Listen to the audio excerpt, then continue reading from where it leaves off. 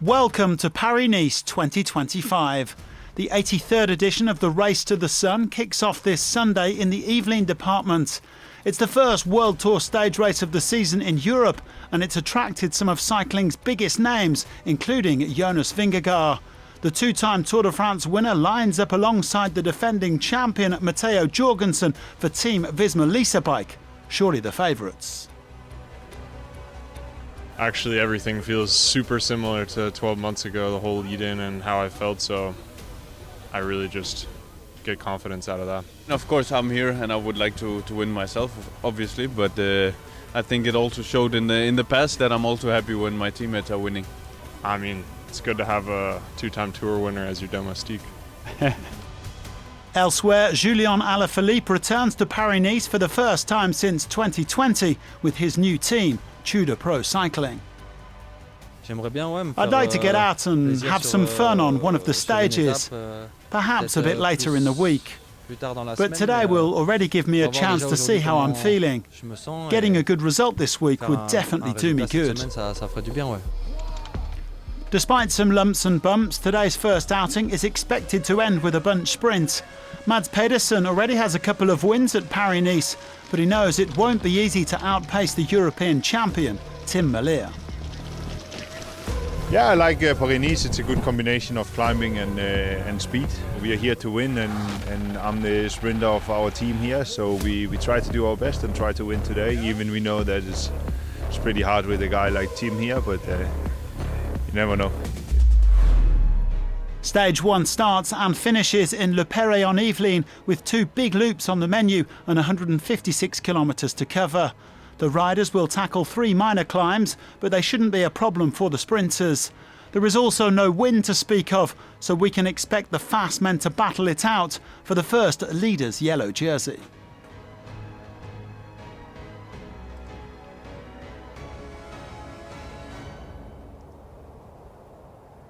"154 men set off this morning, but only 3 of them got into the breakaway.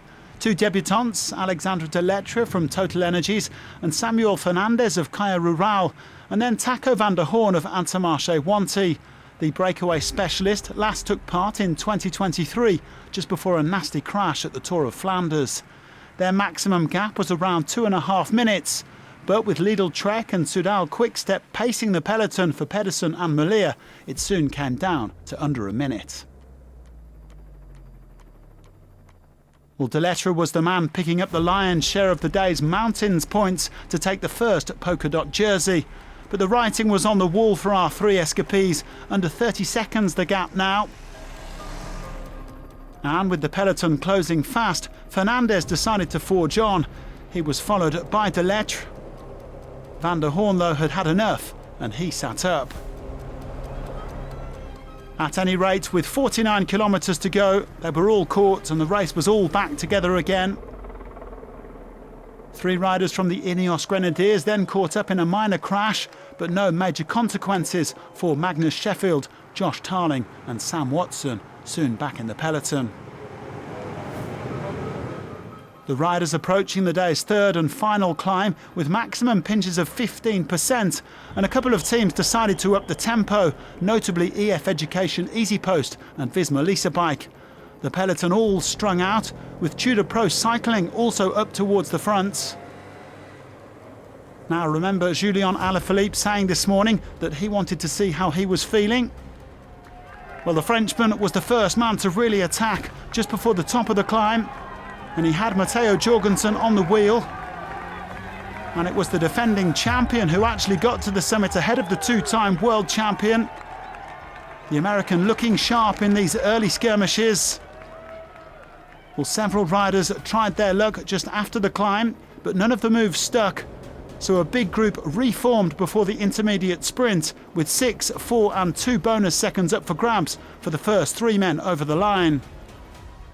Santiago Buitrago looking to go from distance, and Jorgensen was up there again. But it was actually Jonathan Narvaez, now of UAE, who took the maximum haul.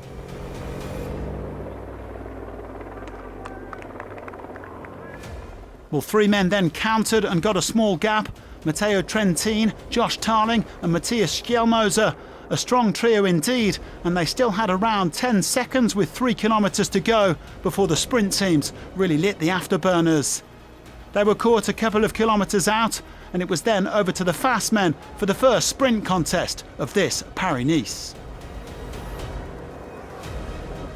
Fred Wright starts to move forward on the right-hand side, and this is a really late moment to try and bring up Mateusz Govakar. Don't forget, they're going to have that left-hand turn with 700 metres to go. There is Scottson, who's trying to bring forward Démare. Where is Démare? Is he a little bit too far back? There comes the turn with 650 metres to go. 3.5 hours of racing is complete. And we're racing into Le Perray. We've had a really active finale. Riders jostling, fighting for position currently. Now starting to move forward is the team of Soudal Quickstep with a couple of riders. Fred Wright still there. There starts to move forward Fedorov. There is Milano, who's starting to move forward for UAE Team Emirates. Now on the front is Wright. Wright for Bahrain Victorious, who's trying to go for glory here. Now Merlier goes on the left-hand side. Tim Merlier is challenging alongside our KBNB Hotels. Merlier wins stage 1 into Le Perray. Well, in the end, Tim Merlier made it look easy as he notched already his 5th win of 2025.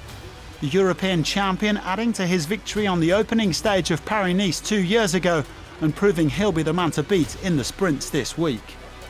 Do you consider yourself as the best sprinter of the peloton at this period?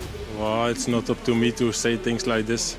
It's up to you guys to say it or don't say it. I'm just, I just try to win as much as possible and to take my opportunities. Well, Merlier taking his opportunity to land career win number 55 ahead of Arnaud Démare and Alberto Dayanese. Mads Pedersen finished down in 12th place.